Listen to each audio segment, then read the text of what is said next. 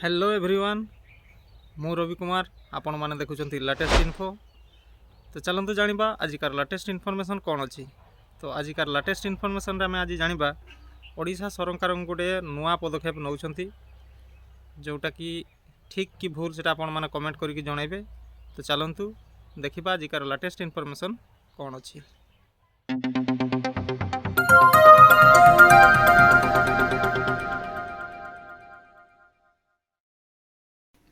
निर्वाचन पूर्व राज्य राजनीति सरगरम विभिन्न दाबी नहीं मंगलवार राजरास्ता को ओह्लैछंती उभय सरकारी और विरोधी दल।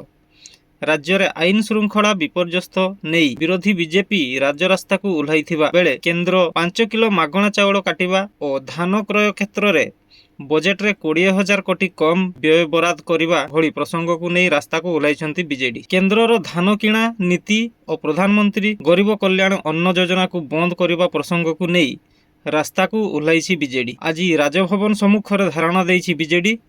आज राज्यव्यापी 3 दिनिया प्रतिवाद करिब दल।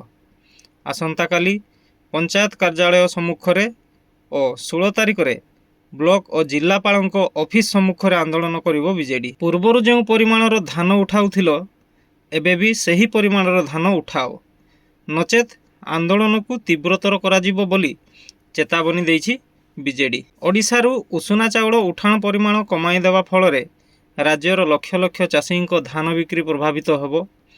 पूर्वर ओडिशारू 18 लाख मेट्रिक टन चाउल उठुथिला एबे ताहाकु 4 लाख मेट्रिक टन को ह्रास करा जाइछि। दल कहिछि केवल बरगढ़ परी गोटे जिले में 4 लाख टन धान उत्पादन होता है। जातीय खाद्य सुरक्षा अधिनियम अधीन 5 किलो मागणा चाउल व्यतीत प्रति मासरे आउ 5 किलो मागणा चाउल मिलुथिला। केंद्र सरकार प्रधानमंत्री गरीब कल्याण अन्न योजना को बंद करने जोगु गरीब लोकों को मिलुथिबा 5 केजी चाउल बंद हो गला। एथि जोगु धान क्रय क्षतिग्रस्त हेबो और कृषक एमएसपी रु वंचित हेबे बोली दल कही। बीजेडी रो तुंग नेता समेत शताधिक कर्मी आज राजभवन सम्मुख रे विक्षोभ प्रदर्शन करिसंती। एही समय रे दल केंद्र विरोध रे गर्जिसंती।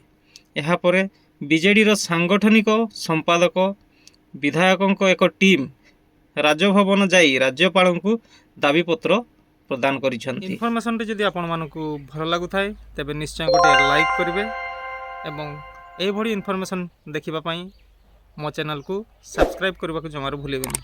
तो आजिकार इनफॉरमेशन को एठी रखिबा पुणी देखाबा गोटे इनफॉरमेशन वीडियो रे। सेते बेले पर्यंत मते विदाय दियंतु। Bye bye. जय जगन्नाथ।